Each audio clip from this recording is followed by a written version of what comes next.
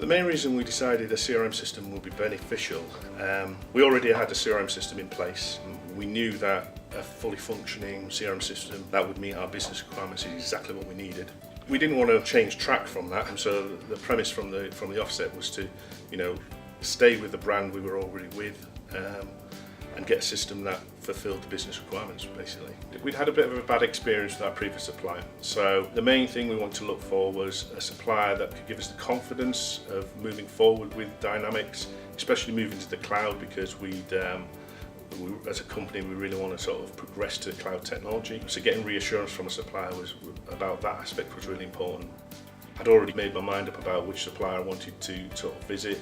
Our business policy is to have 3 of those to go and visit, so myself and my director went and visited 3 suppliers in London and in Coventry, and we discussed our requirements, and the messages getting back from all 3 parties was really good, so it was quite a difficult decision to make as to who to go with. The reason I chose Tyskie over the other options that were available to IEMA, it's kind of strange really, because initially when we went to visit the 3 suppliers, I'd already made my mind up about which supplier was my favourite supplier. That was because I'd visited them the year before. They only deal with membership organisations, so their system seemed to fit our bill, and they were using Microsoft Dynamics, so it was quite a really good experience to actually go and visit all 3 partners and see what they had to offer. When I went to visit Tyskie, they came across immediately as a really professional organisation and had a vast amount of knowledge. One of the chaps I spoke to there, Ben, one of the directors, his knowledge was, just put me at ease. A big thing for IEMA, as I mentioned before, was going into the cloud.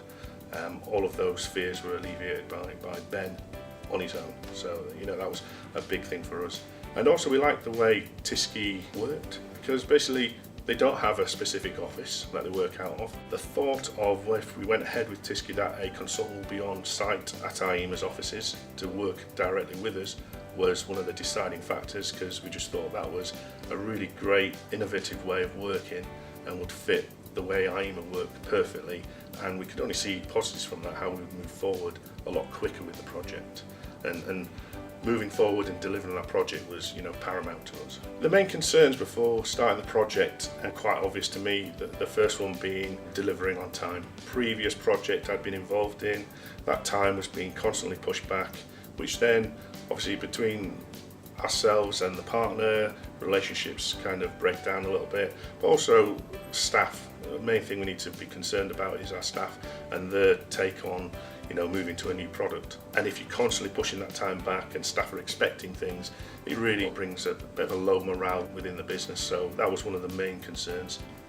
As I previously mentioned, having a partner that was competent moving to the cloud. It was my job internally to convince the directors that moving to the cloud was the right move to make, and to get them on board was not an easy thing. But once Tyskie came and spoke to the leadership team as well, then they alleviated all the problems, all the concerns. But they were the main concerns really, was around staff adoption, delivering on time, and moving to cloud technology. In the implementation process, I think that went really, really well. We liked Tyskie's way they approached the project, in the fact that each time we would look at, say, a specific area of the business, let's say we were looking at membership, for instance, we would concentrate all of our time on membership with a Tyskie consultant, and then at the point where we felt as a group internally that we were at the right point, we would then have what was called a sprint. So we'd have 3 sprints in total, where we could concentrate at the end of that sprint on testing, making sure everything was right for us, making any changes that we needed to make to move forward. And that was a really sort of innovative way of doing things, because it didn't mean that we were just rushing through the whole project, getting to the end, launching it, and we found we had major problems. We could actually address those problems in the sprints. That was a really, really good way to sort of go into a project like this, and I think it's something ourselves internally have now kind of adopted ourselves as well for future projects moving forward. Sally, our consultant, greatly helped our implementation process, because she was on hand all the time with us and was able to fully understand our processes. So she took the time to be able to look at what we were trying to achieve, how our current system worked, and what ultimately we wanted to achieve in the system going forward, to make sure that we got greater data integrity, and we were trying to reduce any individual workarounds and people working in silos. The only issue really that we had during implementation was around data migration. We always knew that was going to be a very big challenge for us because our data is very complex, and during the data migration analysis phase of the project it soon became quite clear that actually this was much bigger than was initially thought and actually put at jeopardy the actual go live date. So we raised our concerns with Sally, our consultant, and subsequently an alternative data migration process was recommended to us. We had many meetings where we discussed with them how the process would work, what the challenges were there any risks, and ultimately we adopted the revised process which allowed us to go live on the day that we had planned to. In our previous CRM we had quite a lot of workarounds. We also had an issue with our data integrity.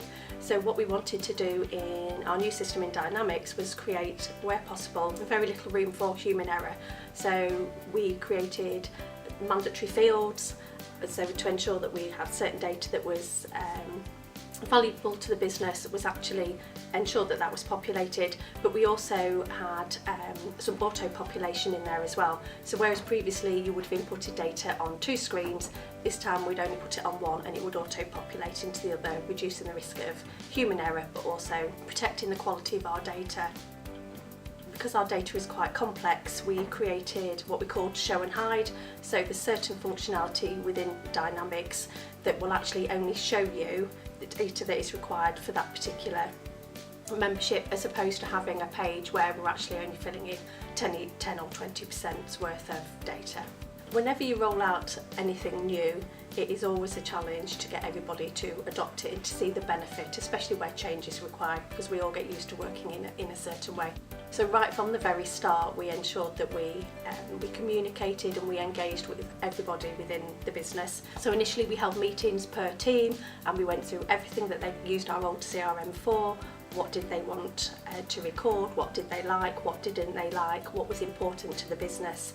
We then, once we started working with Tisky, we then held showcase sessions throughout the project where we would invite people to come and just to drop in, and we would give them quick highlights of what it was looking like. We did sessions on changes to terminology, because that was there was quite a big change there for us. We put things on notice boards so that it was always around the business for them to be able to see. And then because the process was rolled out to us in what we called sprints, then we also did regular feedback sessions to everybody.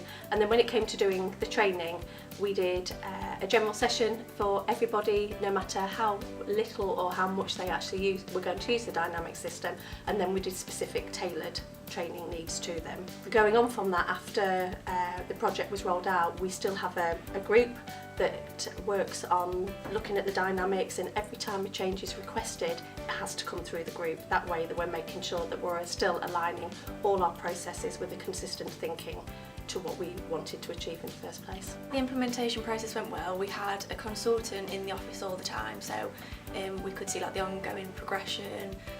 We had like regular meetings and workshops with them so they could sort of show us each development, as to say, throughout the process. We had the time to make any necessary changes or think, oh, that didn't work well, or this isn't quite right for us. So I think that was really helpful that we had that availability there on site. In our old system, we sort of had no like logic to say, if one criteria is selected, show these fields, hide others. So that's been the development included in the new dynamics that we've got.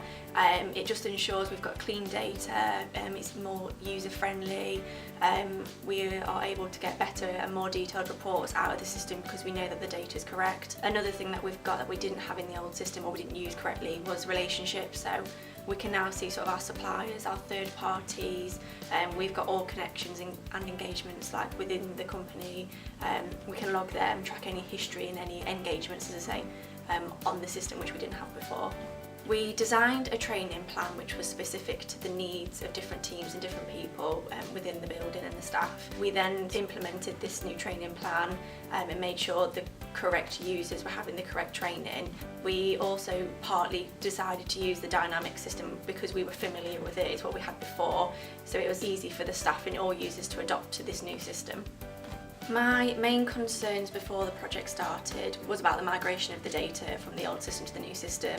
I knew we had a large volume of data that we needed to move over, and there were different entities that needed to be matched up. Having the consultant on site throughout that process and during the build sort of alleviated a lot of my concerns. The consultant spoke through it in non-technical terms we were fully able to understand, and when we migrated the data over, we sat down together as a team and went through it section by section.